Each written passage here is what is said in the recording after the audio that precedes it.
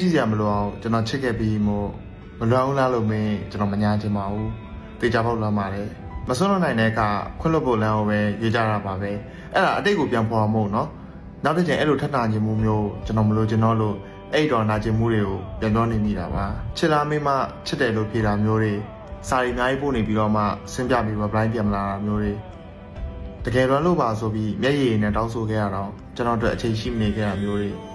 ခါလေးကြောက်လဲကျွန်တော်ပြန်စဉ်းစားမိတယ်ဂေယူဆိုင်မှုတွေတောင်မှအတင်းလို့ယူနေရလားလို့တွေးနေမိတယ်ကိုလည်းတနာလာလို့အတင်းလို့ယူမှရမယ်ချစ်ချင်းမြတ်တာမျိုးတွေလည်းထပ်မလို့ကျင်တော့ဘူး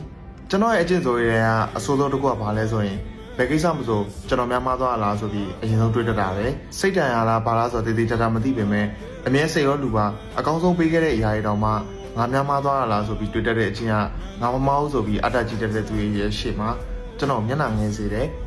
အဲ့လိုတခါမှမဖြစ်ဘူးတဲ့တင်ငယ်စိတ်ဆိုတဲ့အရာကိုကျွန်တော်အခြေအရဆုံးသူကပဲကျွန်တော်ရရဆက်ဆက်ပေးသွားခဲ့တာ